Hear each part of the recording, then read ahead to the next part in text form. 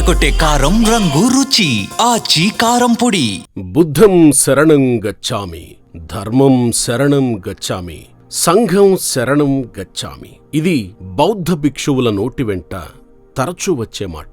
ఈ మాటలకు అర్థమేంటంటే, ప్రస్తుతం మూడో ప్రపంచ యుద్ధానికి దగ్గరగా ఉంది సమాజం. ఈ సమాజానికి కావలసింది శాంతి సందేశం. అదే సమయంలో ఇందులో ఎలాంటి అరుపులు, కేకలు, స్లోగన్ల రచ్చల్రావిళ్లు ఏవీ ఉండవు. ఉన్నదల్లా 18 మంది బౌద్ధ సాధువులు. వారి కాల పరిమితి 120 రోజులు లేదా అంతకన్నా మించి. లక్ష్యం 3700 కిలోమీటర్ల దూరం మేర పాదయాత్ర చేయడం. దీని పేరే వాక్ ఫర్ పీస్, అంటే శాంతి కోసం నడక. క్లుప్తంగా చెప్తే శాంతి యాత్ర. ఇంతకీ వారు ఎక్కడి నుంచి ఎప్పుడు ప్రారంభమయ్యారో చూస్తే, అమెరికాలోని టెక్సాస్లోని ఫోర్ట్ వర్త్ అనే పట్టణం నుంచి గతేడాది అక్టోబర్ 26న బయలుదేరి యుఎస్ క్యాపిటల్ అయిన వాషింగ్టన్ డీసీకి చేరుకోవడం. వీరి సరకు సరంజామా మొత్తం ఒంటిపై బౌద్ధ వస్త్రాలు, అంతా భిక్షపాత్ర. వీరి వెంట అలౌకా అనే ఒక శునకం. ఇంతే వీరి యాత్ర గురించి క్లుప్తంగా చెప్తే. ఇంతకీ ఈ యాత్ర ఎందుకని చూస్తే, ప్రస్తుతం ప్రపంచం ఎలా ఉందో అందరికీ తెలిసిందే. ఏళ్ల తరబడి కొనసాగుతూనే ఉన్న రష్యా ఉక్రెయిన్ వార్, ఆపై ఇరాన్ ఇజ్రాయిల్ యుద్ధం, మధ్య భారత్ పాక్ కి సంబంధించిన ఆపరేషన్ సింధూర్, అప్పుడప్పుడు జరిగే కాంబోడియా, థాయిలాండ్ వంటి సరిహద్దు పోరాటాలు, ఇక సిరియా సంగతి సరే. ఇటీవల వెనిజువేలా అధ్యక్షుణ్ణే ఆయన భార్యతో సహా పెకిలించుకొచ్చిన అమెరికన్ సేనలు, గ్రీన్లాండ్ అనే ద్వీప దేశంపైన అమెరికా అధ్యక్షుడు ట్రంప్ కన్నేసిన పరిస్థితులు వరసి ప్రస్తుతం ప్రపంచం అల్లకల్లోలం.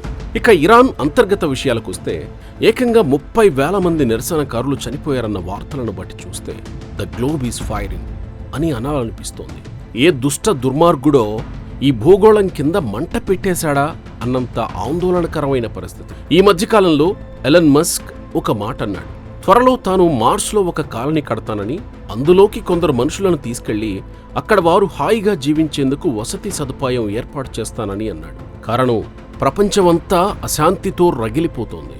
మూడో ప్రపంచ యుద్ధం వచ్చి ఈ మానవాళి మొత్తం మసైపోతే, కొందరైనా మానవులు ఈ విశ్వంలో ఎక్కడో ఒక చోట ఉండాలని, వారి ద్వారా అయినా మళ్లీ ఈ ప్రపంచంలో మానవ సంచారం పురుడు పోసుకోవాలన్న కృత నిశ్చయంతో తానీ మార్స్ మానవ ప్రాజెక్టు చేపట్టినట్టు చెబుతున్నారాయన. మస్క్ అన్నట్టు అలాంటి పరిస్థితులు ఉన్నాయా అని చూస్తే, ఇటు రష్యా నుంచి మొదలు పెడితే అటు భారత్, చైనా, అమెరికా, చివరికి పాకిస్తాన్ దగ్గర కూడా అణ్వాయుధాల నిల్వలు భారీగా ఉన్నాయి. వీటిలో ఏ చిన్న కారణం చేత అయినా ఏ చిన్న అణ్వాయుధం పేలినా ప్రమాదమే. అది ప్రపంచాన్ని సమూలంగా నాశనం చేసే విపత్తును కొని తెస్తోంది. వీటన్నింటికీ మూల కారణం అమెరికా. అగ్రరాజ్యం అని పేరు చెప్పుకుంటూ ఈ దేశం ఈ ప్రపంచం మొత్తాన్ని శాసించాలని చూడడమే. అందుకు సాక్ష్యాలేంటో పరిశీలిస్తే, ఇటీవల బోర్డ్ ఆఫ్ పీస్ పేరిట ఐక్యరాజ్య సమితికి ప్రత్యామ్నాయ బోర్డును ఏర్పాటు చేసి, ఇక ఏ దేశ సమస్య అయినా మేమే పరిష్కరిస్తామంటోంది యుఎస్. పాక్ వంటి దేశాలకు కావలసినన్ని అప్పులిచ్చి, ఇలాంటి దేశాల వారు నోరెత్తకుండా చేసి ఈ ప్రపంచాన్ని తమ గుప్పెట పట్టాలని చూస్తోంది అగ్రదేశం. ఇందుకు యూరప్తో సహా రష్యా, భారత్, చైనా వంటి దేశాలు సస్యమిరా అంటుంటే, రెండో ప్రపంచ యుద్ధం నాటి రోజులు గుర్తుకొస్తున్నాయి. ఆనాటి జర్మన్ నియంత హిట్లర్ని తలపిస్తున్నారు నేటి అమెరికా అధ్యక్షుడు డొనాల్డ్ ట్రంప్. ఇక్కడ విచిత్రమైన మరో పోలికేంటంటే, ట్రంప్ మూలవాసులు మరెవరో కాదు, జర్మన్ సంతతికి చెందినవారు. దీంతో అభినవ హిట్లర్ని తలపిస్తూ ట్రంప్ ఈ ప్రపంచాన్ని ఒక బంతిగా చేసుకుని ఆడుకోవాలని చూస్తున్న దుర్భర పరిస్థితులు ప్రపంచాన్ని అశాంతిలోకి నెట్టేస్తున్నాయి. దీంతో టెక్సాస్లోని ఫోర్ట్ వర్త్లో ఉన్న హువాంగ్ డావో విపాసనా భావనా సెంటర్ వారు ఈ శాంతి యాత్రను తలపెట్టారు. ఈ యాత్రలో కొన్ని కష్టాలు కూడా ఎదురయ్యాయి. నవంబర్ నెలలో టెక్సాస్లో జరిగిన ఒక ప్రమాదంలో 2 బౌద్ధ భిక్షువులు గాయపడ్డారు. అందులో ఒకరు తన కాలును కూడా కోల్పోయారు. అయినప్పటికీ వారు ధైర్యంతో తమ యాత్రను కొనసాగిస్తూ శాంతి సందేశాన్నిస్తున్నారు. ప్రస్తుతం 18 మంది ఈ యాత్రలో కొనసాగుతున్నారు. ఫోర్ట్ వర్త్ నుంచి వాషింగ్టన్ డీసీ వరకు వచ్చే ప్రాంతాలు ఎన్ని ఉంటాయో అన్నేసి భిన్నమైన పరిస్థితులక్కడ.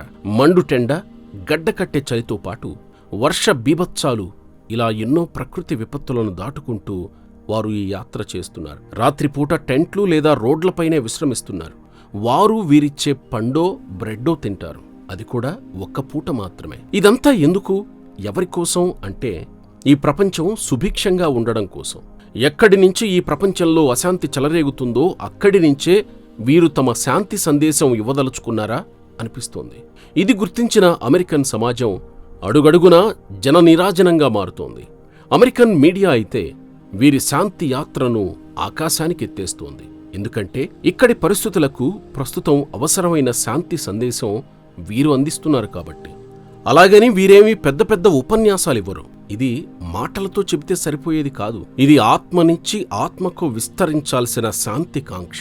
ఇందులో ఒకరొచ్చి ఏమీ చెప్పరు. ఈ యాత్రికుల ఆంతర్యమేంటో, వీరెందుకిలా చేస్తున్నారో ఎవరికి వారు తెలుసుకుని మసలుకోవలసి ఉంటుంది. అందుకే వారు బుద్ధం శరణం గచ్చామి, ధర్మం శరణం గచ్చామి, సంఘం శరణం గచ్చామి అని మౌనంగా ధ్యానించుకుంటూ నడుస్తుంటే వందలు వేలుగా అమెరికన్లు వీరిని ఫాలో అవుతూ వారి శాంతి సందేశాన్ని తమ మదిలోకి ఎంతో శ్రద్ధగా చేర్చుకుంటున్నారు. అక్కడక్కడ విశ్రాంతి తీసుకుంటున్నప్పుడు మాత్రమే వారు బుద్ధుడి ప్రవచనాలు, శాంతి వచనాలు చెబుతారు. మిగిలిన యాత్ర మొత్తం మౌనమే వారి సందేశం. వీరితో పాటు అలోక అనే ఒక శునకం కూడా వందల మైళ్లుగా ప్రయాణిస్తోంది. అలాగని వీరు ఫోర్ట్ వర్త్ నుంచి తమ వెంట తీసుకొచ్చిన కుక్క కాదిది. దారి మధ్యలో వీరికి అచేతనావస్థలో ఉండి కనిపించింది శునకం. దానికంతా చికిత్స చేసి తిరిగి కోలుకునేలా చేయగలిగారు ఈ బౌద్ధ భిక్షువులు. దీంతో అది లేచి వీరి వెంబడి నేను సైతం అంటూ నడవడం మొదలుపెట్టింది. తమ వెంట తాను కూడా ఒక అలౌకికానందం పొందుతుంటే దీనికి అలౌక